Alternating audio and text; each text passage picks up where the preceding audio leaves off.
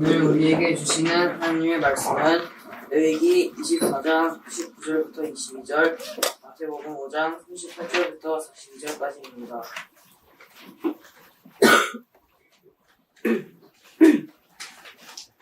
사람이 만일 그의 이웃에게 상해를 입혔으면 그가 행한 대로 그에게 갚으니 상처에는 상처로 눈에는 눈으로 이에는 이로 갚을지라. 남에게 상해를 입힌 그대로 그에게 그렇게 할 것이며 짐승을 죽인 자는 그것을 물어줄 것이요 사람을 죽인 자는 죽일지니 거류민에게든 본토인에게든지 그 법을 동일하게 할 것은 나는 너희의 하나님 여호와이니라.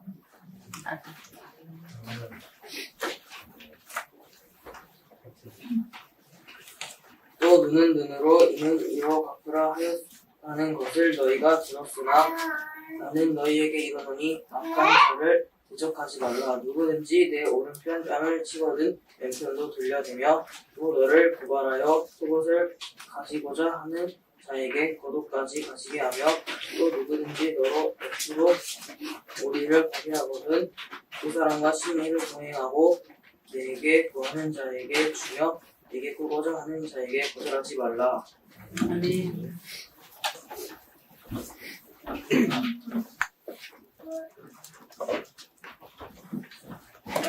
고맙습니다.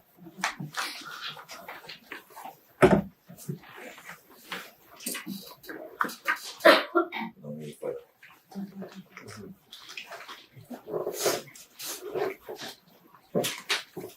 우리 아이들이 우리를 미소 짓게 하는 것 같습니다. 그냥 세상을 보고 어른을 보고 또 나를 보면 또 웃음이 되는구나. 그렇게 자라는 생명들이 우리를 한번 웃게 하고 또 그래서 주님을 바라보게 하는 것 같습니다. 한 번 더 기도하겠습니다. 하나님 아버지, 우리를 도와주십시오. 말씀을 전하는 자나 말씀을 받는 자나 우리의 의와 우리의 성품, 우리의 어떠함으로 아버지께 나아갈 수 없음을 우리가 경험으로 또 지식으로 알고 있습니다. 그래서 더 주님을 구합니다. 주의 은혜를 베풀어 주십시오. 우리를 긍휼히 여겨주시고 말씀을 담을 그릇으로 하나님 나라의 백성다운 사람을 자라나도록 성령께서 일하시고 우리 안에 그 일들을 행하여 주시옵소서. 말씀을 깨닫도록 도와주시고 말씀의 한 절에도 새길 수 있도록 주 일하여 주시옵소서. 주님 의지하옵고 우리를 원하신 예수님 이름으로 기도합니다. 계속 우리는 산상수훈의 말씀을 가지고 우리 주님에 대해서 알아가고 있습니다. 이 말씀을 볼 때 우리에게 생기기 쉬운 오해 중에 하나는 또 하나의 율법이 되는 겁니다. 하나님은 그 많은 율법에 더 어려운 율법을 더해주신 것이 아니라 오히려 도우시겠다는 겁니다. 주님의 의지가 이 말씀 안에 담겨 있습니다. 그렇게 오늘 우리에게 주시는 그 복음을 듣는 시간 되었으면 좋겠습니다. 오늘 말씀 읽으시면서 어떤 느낌을 받았는지 모르겠는데 우리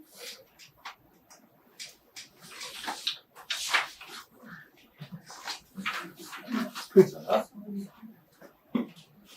네, 수원이? 수원이는 말씀 읽으면서 어땠어? 너랑 어떨 것 같아? 이대로 못할 것 같아. 이대로 못할 것 같지? 난 어떨 것 같아? 나도 그래. 이 산상수훈의 말씀을 이렇게 읽다 보면 어떡하지? 이런 말씀이 들죠. 왜냐하면 우리 살아가는 세상이 그렇게 만만치 않기 때문입니다. 최근에 지난번에 한번 말씀드렸던 그 양진호 회장 이야기, 이 폭행 사건 이야기 가면 갈수록 더 이야기가 많죠. 정말 너무합니다. 어떻게 저렇지? 저렇게 저런 괴물이 이 땅에 살아갈 수 있을까 하는 생각이 들 정도로. 요즘에 또 현대판 노예 이야기들 들어보셨나요? 이렇게 막 염전에서 이렇게 정신지차 있는 어떤 사람을 14년인가 그냥 그렇게 그냥 노예처럼 부리고 산 거예요. 그냥 그 사람이 모자라다는 이유로. 그리고 경찰도 왔다 갔는데 그냥 그 일을 두고 가는 거예요. 상관하지 않는 거죠. 어떻게 알아서 하겠지. 어떻게 저러지? 그리고 그 사람은 얘기해보면 그냥 그는 보통 사람 같은 사람인데 어떤 사람을 그가 정신이 약간 모자란다고 해서 데리고 노예처럼 부려먹는 거예요. 말 안 들으면 때리고. 그게 우리나라에서 지금 21세기에 벌어진 일입니다. 어떡하죠? 여기 한 예수님이 말씀하신 대로 오른편 뺨을 찍어도 왼편 나한테 괴롭힌 대로 날 좀 더 마음대로 하세요. 그러라는 말씀일까요? 그들에게 내 삶 네 거니까 내 마음대로 착취하십시오. 이렇게 하라는 말일까요? 고민이 되는 거죠. 자, 예수님 시대로 한번 가보겠습니다. 그때 당시에 유대인들의 삶은 어땠을까요? 그때는 로마가 압제하던 시간이었습니다.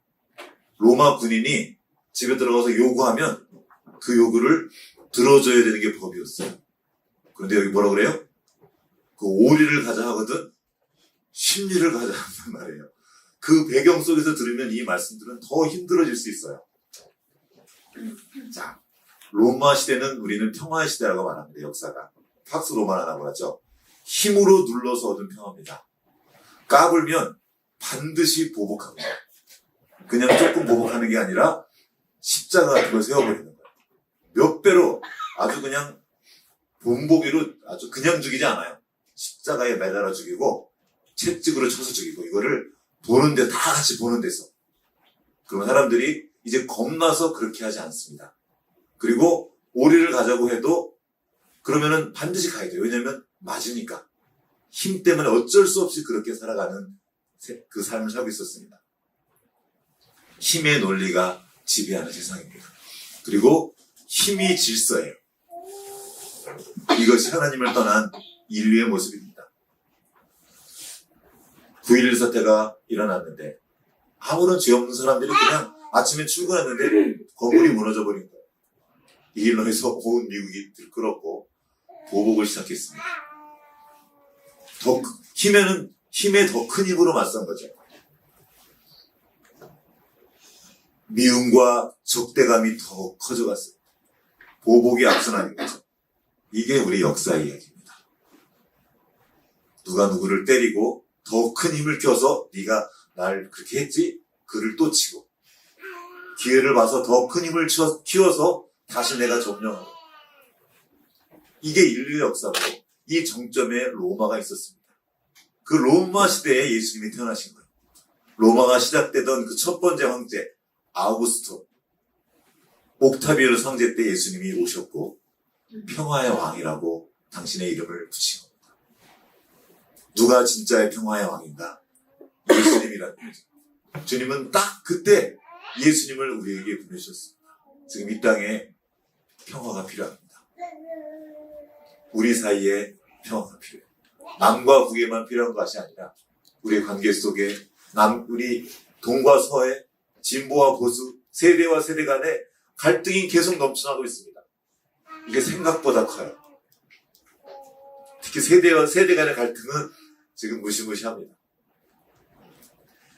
보수와 진보의 이 갈등도 끊이지가 않아요. 그냥 이렇게 서로 의견이 다른 게 아니고 점점 증오심을 키워가고 있습니다. 어디가 끝일까요? 그리고 이쪽 보수 기독교들 이쪽에서는 더욱 그 증오를 부추깁니다. 원수들과 싸워야 된다고 말하고 있습니다. 평화가 없는 세상에 평화의 길을 제시한 것이 예수님입니다. 그분이 오신 거예요. 사람들이 이렇게 싸우는 것 때문에 이 죄의 모습 때문에 주님이 아파하시는 거예요. 예수님이 예루살렘 성을 바라보시면서 눈물을 흘린 그 장면을 기억하십니까? 보시면서 우셨어요. 그리고 저들이 평화의 길을 알았더라면 참 좋았을 텐데 그 평화의 길을 모르는 거죠. 창세기 6장 6절에 나와 있죠. 하나님이 그들의 죄악된 모습, 서로 싸우고 서로 힘자랑하는 모습을 보시고 말했습니다. 하나님이 보시기에 한탄하셨다고 나와 있습니다. 아버지께서 보시면서 한탄하시는 그 세상을 우리가 살고 있습니다. 어쩌다 그렇게 됐습니까? 하나님을 떠난 거예요. 하나님과 분리된 삶을 살기 시작한 겁니다. 창세기 4장 23절 한번 가볼게요.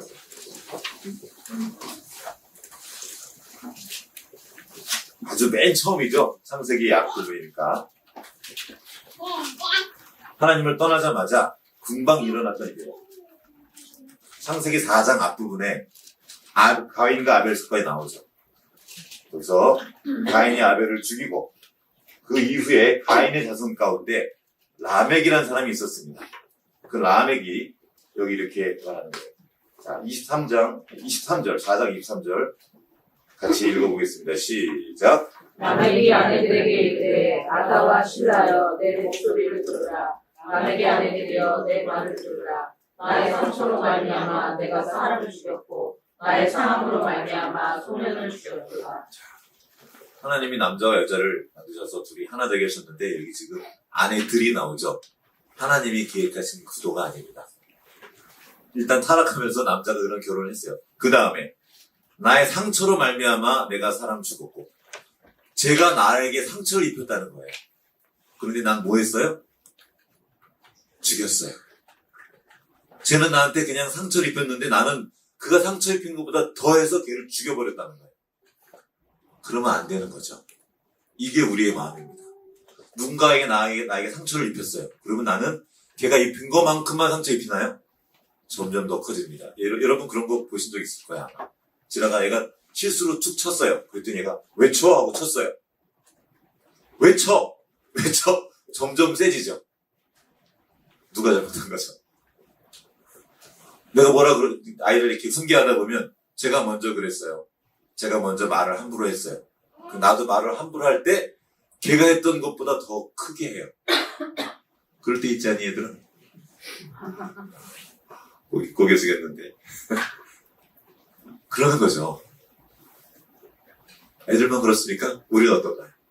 누군가 나에게 어떤 말을 하면 어떤 모욕 비슷한 걸 받았다고 생각하면 그는 그걸 모르고 있는데 나는 모욕을 받았어요. 그러면 그거를 칼을 갈고 있다가 어느 날 돌려주는 거죠.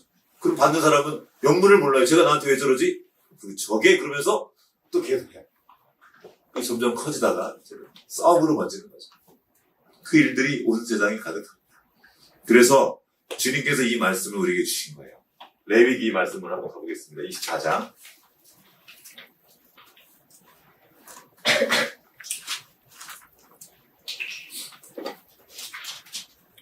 레위기 24장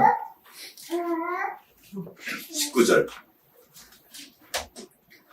자, 사람이 만일 그의 이웃에게 상해를 입혔으면 그가 행한 대로 그에게 행할 것이니 상처에는 상처로 눈에는 눈으로 이에는 이로 갚을지라. 남에게 상해를 입힌 그대로 그에게 할 것이며. 자, 되게 무서워 보이죠? 누가 내 눈을 찔렀어요. 너도 일로 와 하고 눈 찌르는 거예요. 어쩔 것 같아. 누가 나를 자동차를 가다가 쳤어요, 사고로. 너도 거기 서 있어 하고 똑같이 자동차를 치면 되는 거죠. 무서운 것처럼 보이지만 사실 이 말씀은 그때 당시에 고대 근동의 사회로 봤을 때 놀라운 자비의 말씀이었습니다. 왜냐하면 그때 당시에 사람들이 상처를 입으면 거기서 끝나지 않았거든요. 더 심하게 한 겁니다. 상처를 입히면 가서 죽이는 거예요. 그 사람만 죽이는 게 아니라 그 주변 사람까지 다 죽여버렸던 거예요. 레위의 야곱의 아들들이 그 일을 한 거죠. 자기 여동생이 가서 강간을 당하고 왔어요. 그런데 어떻게 해요? 가서 그 강간한 놈도 죽이고 그 종족을 다 죽여버려요. 가족들을. 이게 고대 근동의 사회였었어요. 내가 받은 것 이상의 것으로 보복하는 사회. 그거 하지 말라는 겁니다. 네가 받은 만큼만 해라. 이 자체로도 그 당시로는 놀라운 진짜 혁명과 같은 말씀이었습니다. 그런데 지금 주님이 다른 말씀을 하고 계십니다. 너희가 눈에는 눈으로 하라는 그 말을 들었지만 지금 내가 말한다. 다시 마태복음으로 가보겠습니다. 눈은 눈으로 이는 이로 갚으라 하였다는 것을 너희가 들었으나 나는 너희에게 이르노니 악한 자를 대적하지 마라. 이 동해 보복법이라는 것은 하나님 우리에게 지금 큰 은혜였지만 주님은 그 기본 마음을 다시 말씀하시는 겁니다. 악한 자를, 나에게 해를 입힌 그 사람을 대적하지 말라. 이게 무슨 말일까요? 이게 실현 가능한 요구인가? 조금만 손해를 입어도 참지 못하는 게 우리입니다. 작은 모욕에도 얼굴이 울그락불그락해지면서 막 숨이 가빠지는 게 우리예요. 씩씩거리면서. 그냥 쉽게 보면 우리 아이들의 모습들을 보면 알 수 있어요. 그냥 나오는 거예요. 그리고 우리도 그렇습니다. 우리는 상처에 뺐다고 사람을 죽여버린 그 람에게 피가 흐르는 사람들이에요. 이기적인, 도킨스의 말처럼 이기적인 유전자를 가지고 태어난지도 모르겠어요. 얼마나 이기적인지 모릅니다. 그런 우리가 어떻게 이 말씀을 따를 수 있겠습니까? 불가능하지 않습니까? 예수님은 인간을 모르십니까? 인간을 너무나 잘 아시는 예수님이 왜 이런 말씀을 하셨을까? 왜 우리를 이 말씀 하셔가지고 우리를 괴롭게 하십니까? 차라리 정의를 행해라. 그 나쁜 짓 한 사람을 가서 다 깨부셔라. 이렇게 말씀했으면 참 좋았을 텐데 그렇게 말씀 안 하셨다는 거죠. 질문이 있습니다. 그래서 그러면 이 말씀은 어떤 불의 앞에서도 참고 순응하라는 말씀입니까? 아까 말했던 그 정신지체에 있는 그 사람을 노예처럼 부렸던 그 사람, 그 말에 따르라는 겁니까? 힘 있는 자의 그 말을 그냥 따르는 말이 아니라는 거죠. 아무런 정당성 없는 요구와 그 힘 앞에서 저항하지 말고 그냥 굴종하라는 말씀입니까? 궁금합니다. 아까 말했던 양진호 회장의 불의, 현대판 노예, 또 교회에서 일어나죠. 목회자들이 아니면 어떤 권위를 가진 사람들이 이 권위를 가지고 누군가를 착취하고 빼앗고 심지어 성적인 어떤 대상을 삼고 이런 일들이 가득한데 그 불의 앞에 어떻게 하냐는 말입니까? 어떻게 할까요? 또 물어봅시다. 일제치하예요 지금. 일제가 우리를 불의하게 우리나라를 점령했어요. 그거 가만히 있어야 됩니까? 독립투사들은 다 잘못된 겁니까?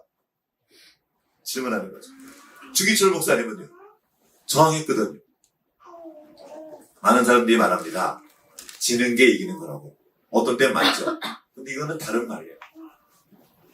여기서 지는 게 이기는 거란 말은 힘이 있는 사람이 아버지가 자식에게 사랑 많은 사람이 사랑 적은 자에게 지는 거죠. 그게 이기는 거라는 거죠.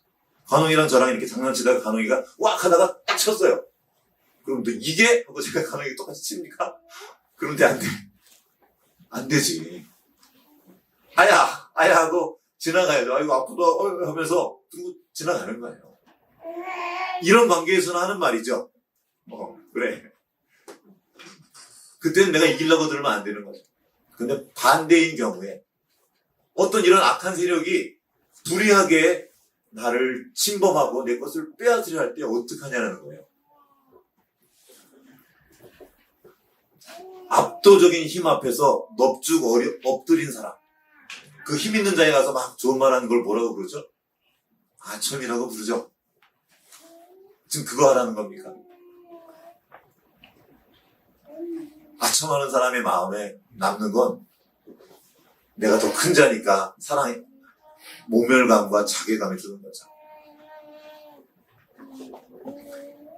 여러 학자들을 저도 이 말씀들이 궁금해서 여러 학자들의 말들을 쭉 찾아봤어요. 이것을 이렇게 해석한 사람이 있었습니다. 유명한 사람들 어떤 사람도 문학가인데 이렇게 해석해서 모든 권위에 다 굴종하라는 거예요. 근데 기억하십시오. 로마서 13장에 나오는 그 말씀 권위에 복종하라 했던 그 권위, 그 세상 권위는 저쪽 요한계시록 13장에 가면 마귀의 동역자로 말씀하십니다. 우리가 분별해야 될 것이 분명히 있다는 거죠. 명백한 폭력과 불의 앞에서 침묵하고 한술 더 떠서 그들을 선대하라는 말씀이 아닙니다. 오히려 명백한 그 불의와 폭력을 보고 가만히 있는 것은 내가 그냥 단지 힘이 없어서 정하지 못하는 것은 오히려 죄가 될 수도 있습니다. 죄에 대해서 묵인하는 것이기 때문이고 구차한 생존을 위해 불정하는 것일 수 있기 때문입니다. 이거는 존 스토트라는 신학자가 한 말이에요. 되게 유명한 복음주의자죠.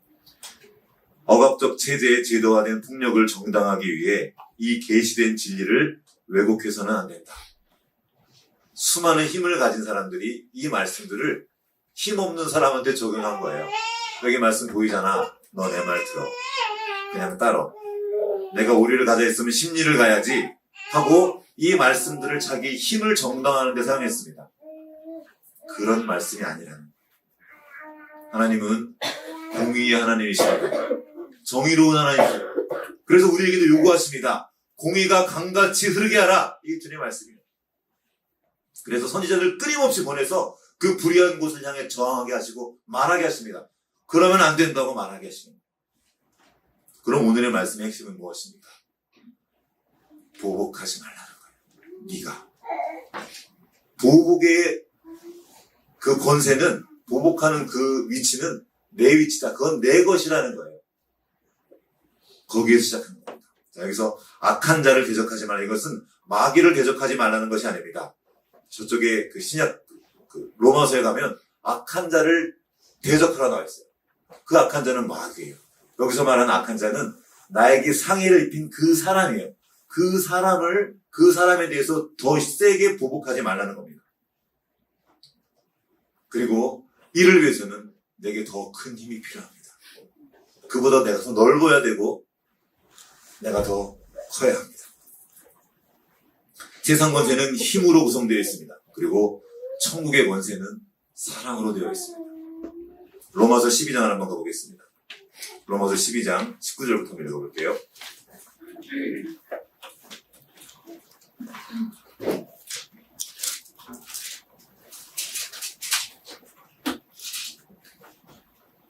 자, 로마서 앞부분에는 하나님이 어떻게 우리를 구원하시는지 쭉 설명이 되어 있습니다. 그리고 12장부터는 이제 하나님의 구원받은 사람, 예수 그리스도로 인해서 새롭게 된 사람들이 어떻게 살아야 될지 그 천국 백성의 삶에 대해서 이야기하고 있습니다.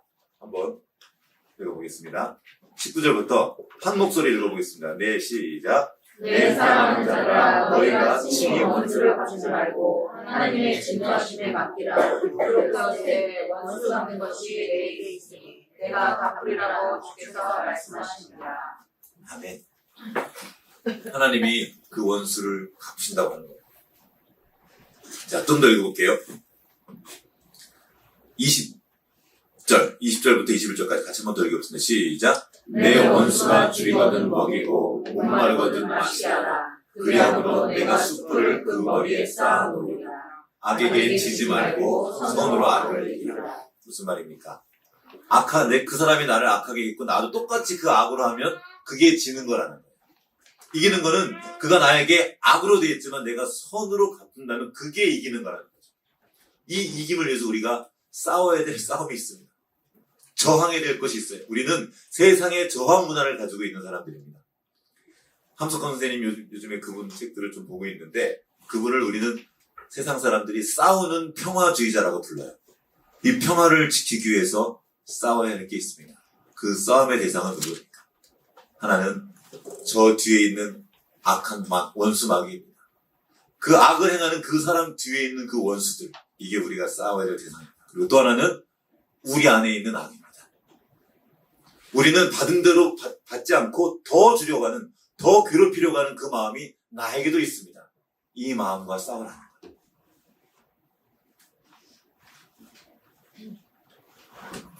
우리에게 방법이 없기 때문에 우리는 이제 주님께 구합니다. 우리는 하늘에 속한 사람이에요. 자, 이 말씀 다시 한번 마태복음으로 가보겠습니다. 4가지 조항이 나와 있는데요. 첫 번째로가 나와 있는 게 보복하지 말라는 거죠. 너가 악한 자를 대적하지 말라. 보복하지 말아라. 그 다음 누구든지 내 오른뺨을 치거든 왼편도 돌려대며, 요거를 많은 사람들이 말씀 그대로 지키는 거예요. 자, 봐요. 왼편을 때렸어요. 자, 때렸어요. 그리고 나중에 뒤에 가서 2개 했잖아. 돌로 쳐 죽일 수 있어요. 액면 그대로 말씀대로라는 것이 아니라 이 말씀 안에 담긴 아버지의 뜻을 볼 줄 알라는 겁니다. 하나님 나라의 법칙이 있다는 겁니다. 세상의 법을 따르지 말고 세상의 질서가 아니라 하나님 나라의 질서를 따르란 말입니다. 천국의 마음을 품으라는 거예요. 요 예수님이 하신 요 4가지 요 말씀들을 그대로 지키면 천국 간다는 그 율법이 아니에요. 요거 지키면 너의 천국 간다가 아니라 천국 백성이 합당한 마음들에 대해서 말씀하고 계십니다. 그 다음에 또 나와 있어요. 누군지 너를 억지로 오리를 가게 하거든 그 사람과 심리를 동하게 하고 그 의무 이상을 하라는 겁니다. 마음을 다하는 거죠. 우리는 그냥 의무만 하는데 익숙한 사람들입니다. 했으니까 됐죠. 숙제했으니까 됐죠. 성경 읽었으니까 됐죠. 11조 했으니까 됐죠. 이것이 아니라 이것에 담긴 그 마음을 따라 행하는 사람이에요. 이것이 천국에 합한 사람들입니다. 무엇을 하든지 죽게 하듯 하라. 그 친구들도 그런 거 있죠. 엄마가 숙제 하나 했으니까 숙제 딱 해놓고 숙제만 딱 끝내놓고 됐죠. 자, 우리는 영어 숙제를 알고 있어요. 단어를 쓰는 거예요. 단어를 쓰는 이유가 뭐죠? 단어를 몇 번 써요, 요즘에? 몇 번씩 쓰나요? 뭐 2 곱하기 해서 써요. 쓰는 이유가 뭐니 얘들아? 외우려고 하는 거지. 쓰기 위해서 하는 거야? 아니면 외우려고 하는 그걸 알기 위해서 하는 거야? 그렇죠. 선생님이 그 숙제를 내었을 때는 이것들을 그냥 하는 게 목적이 아니라 이것을 아는 게 목적이에요. 수학 숙제를 내왔어요. 그러면 문제 풀어보라 그랬더니 이게 이제 객관식이면 그냥 찍어서 와요. 물어보면 어떻게 해요? 저 했어요? 했으니까 됐죠? 그 엄마가 뭐 숙제 다 했어? 얘 다 했어요 하고 놀아요, 나가서. 숙제 한 거예요. 했죠, 했기는. 그런데 한 게 아니라는 거예요. 이 숙제를 내준 그 말의 의미를 알고 그것을 행하는 것이 마땅한데 아이들이 어릴 때부터 그걸 연습하는 거예요. 이게 율법주의입니다. 그것만 딱 했으니까 된 거. 그 겉으로 드러난 행함이 아니라 그 안에 담긴 속뜻을 따라 알고 행하는 것이 중요합니다. 단어를 쓰는 것 자체가 아니라 내가 알도록 그 마음으로 이 시간에 마음을 다하는 거죠. 빨리 끝내는 게 목적이에요. 아이들 숙제가. 끝내는 게 목적이 아닙니다. 아는 게 목적이에요. 마찬가지로 주님께 주신 이 말씀들은 이 모든 말씀들 구약에 있는 모든 말씀들도 주님께서 말씀해 주시는 거예요. 야, 그거는 그냥 그대로가 아니라 그 안에 담긴 아버지의 마음을 보라는 거예요. 이 말씀을 자세히 보면 일이 아니라 사람에게 집중하라는 말씀입니다. 오리를 가자 하는 그 사람의 마음, 나에게 옷을 달라고 하는 그 사람의 마음, 그 안에 담긴 속뜻을 보라는 거죠. 의무이상을 해라. 이게 천국 백성의 마음이고 그의 삶이라는 거죠. 그리고 그 마음을 알고 그 성품을 맺는, 하나님의 성품, 그 성령의 열매를 맺는 것입니다. 이를 위해 싸워야 할 것. 조금 전에 말했던 바로 그것입니다. 이것을 막는 세력들이 있어요. 원수입니다. 원수는 끊임없이 우리 안에서 있는 그 분노의 마음을 부추깁니다. 그 증오를 부추겨요. 이게 맞다고 말합니다. 너가 당했잖아. 가만히 있지 마. 너가 맞았잖아. 제가 먼저 쳤잖아. 너도 쳐. 이걸 계속 말하는 거예요. 그 마음과 싸워야 합니다. 주님, 제가 먼저 했는데요. 하나님이 갚으실 걸 믿고 그에 보복하는 것이 아닙니다. 그 악한 마음과 싸워야 하는 것이 바로 자기 부인입니다. 우리는 자기 욕망과 싸워야 된다. 그래서 독점하려는 마음, 평화의 적입니다. 내 속에 있는 어둠을 인정하고 옆에 있는 이웃들의 살 권리를 인정하는 겁니다. 존중해 주는 거죠. 그 주님께서 우리에게 시편 37편의 말씀을 주셨습니다. 한번 같이 읽어보겠습니다.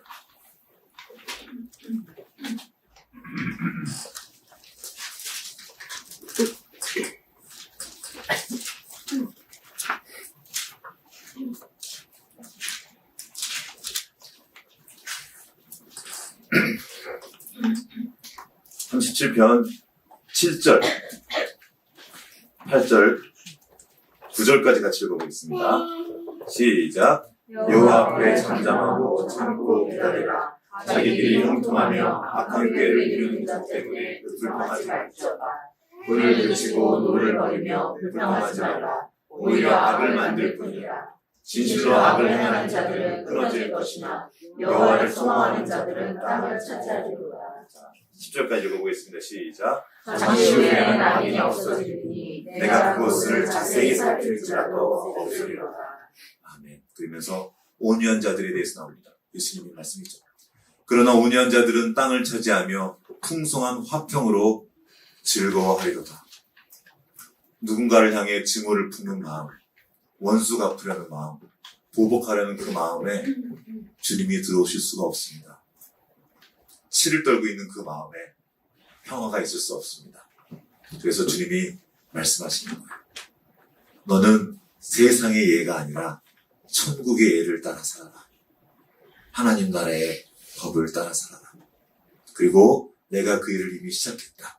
그리고 내가 도울 거다. 얘가 나를 쳤어요.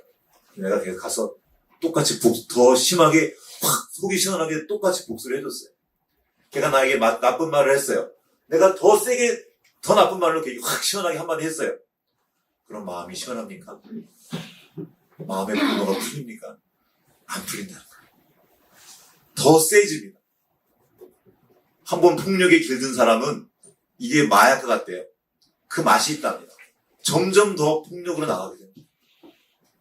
때리다가 자기 분에 못 이겨 더 쳐요. 이게 사랑이에요. 그리고 내 안에도 그게 있다는 것을 인정하고 주님의 도움을 받는 거예요. 주님 도와주십시오. 이 모든 말씀은 제가 저에게 하는 말씀이다. 제가 받는 거죠. 누군가 나에게 해를 입혔습니다. 내 생각에.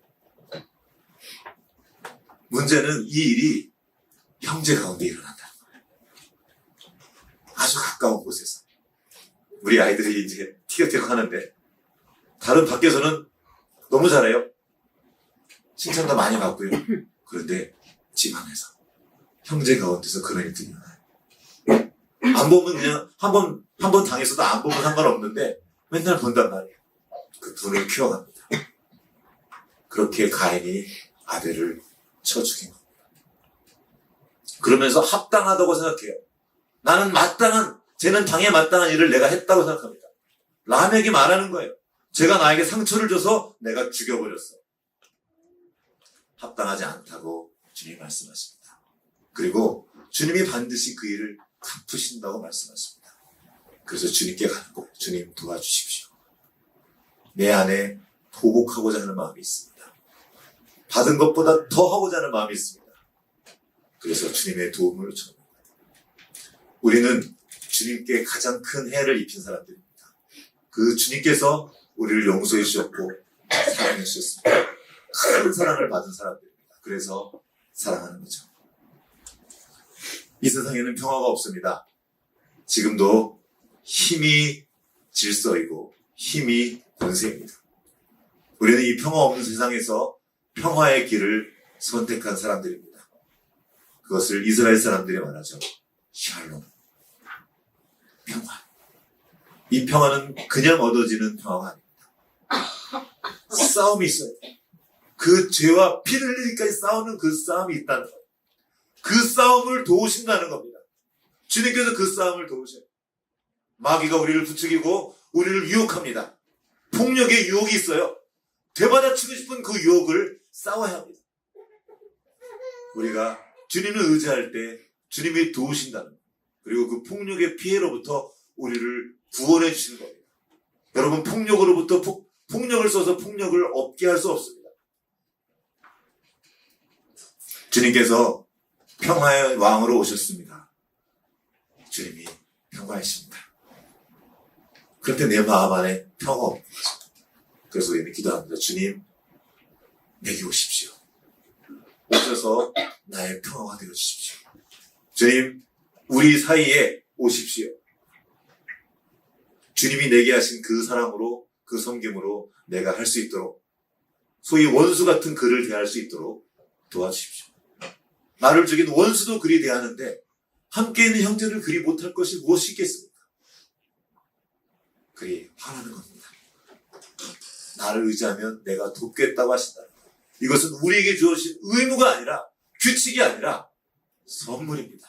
내가 주겠다는 거예요. 이 평화의 길은 끝이 난 것이 아닙니다. 평생 걸어가는 거예요. 죽을 때까지 끝난 게 아닙니다. 그 천국의 마음으로 살아가는 것입니다. 주님, 이 땅에 주님이 필요합니다. 우리 가운데 주님이 필요합니다. 내 마음에, 내 삶에 주님이 필요합니다. 주님이 왕이십니다. 왕이신 주님, 내게 오셔서 나를 다스리십시오. 같이 기도하겠습니다.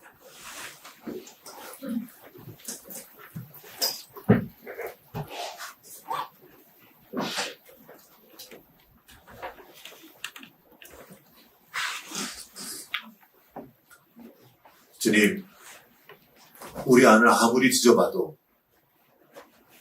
사랑이 없는 것 같습니다. 하나님이 계시지 않을 것 같습니다. 미워하는 마음, 보복하는 마음은 왜 이렇게 빨리 올라오는지, 작은 말에도, 작은 모욕에도 발끈하며 작은 상처에도 더 크게 반응하는 것이 우리의 힘을 고백할 수밖에 없습니다. 그러나 보복할 때, 그 증오의 마음을 부를 때 우리 모두가 아파지고 우리 모두가 행복할 수 없음을 우리가 경험으로 알고 있습니다. 그럼에도 불구하고 내려놓지 못하는 것이 우리들입니다. 그래서 주님의 도우심을 구합니다. 우리 안에 새 일을 시작하신 주님을 신뢰합니다. 보복하시는 분은 하나님이심을 믿습니다. 정의롭고 공의로우신 하나님께서 모든 것을 온전케 하실 것을 믿습니다. 우리가 하면 그것이 망쳐지는 것을 알고 당신께서 친히 보복해 하시겠다 말씀하신 것을 믿습니다. 주님 그 일을 행하십시오. 이 땅 가운데 정의와 공의를 행해 주십시오. 모든 불의를 냅두지 마시고 그대로 두지 마시고 온전케 하시고 하나님의 공의가 하나님의 정의가 이 땅에 흘러가게 하십시오. 그리고 또한 주님의 그 사랑이 우리를 통해 흘러가게 하여 주십시오. 우리에게 은혜 베풀어 주시옵시고 우리로 주 예수 그리스도께서 부어주신 그 생명의 통로, 그 사랑의 통로, 평화의 통로가 될 수 있도록 주여 역사하여 주시옵소서. 이 세상에 평화가 없습니다. 우리 안에도 내게도 평화가 없습니다. 그래서 평화의 왕이신 주님을 모십니다. 주여 오셔서 우리의 평화가 되시고 우리를 그 평화의 길로 인도하여 주시옵소서. 앞서가신 그 길을 우리가 따라가겠습니다. 자기를 부인하고 자기 십자가를 지고 내가 마땅히 싸워야 될 그 악한 것들과 싸우며 피를 흘리기까지 대항하며 주님을 따라가겠습니다. 이 걸음 도와주시옵소서. 우리를 천국 백성으로 불러주신 주님, 아무런 대가 없이 우리에게 그 자격을 주신 주님, 이제 그 천국 백성의 삶을 살 수 있도록 우리 온 삶으로 성령의 열매를 맺을 수 있도록 주님 도와주시옵소서. 이 모든 것들을 시작하신 주님께서 그날에 온전히 이루실 것을 믿으며 우리 이 걸음을 따라가겠습니다. 오늘도 성령으로 충만하게 하시옵시고 그 생명의 진실을 나타낼 수 있도록 도와주시옵소서. 주님 의지하옵고 우리를 보내주신 예수님 이름으로 기도합니다. 아멘.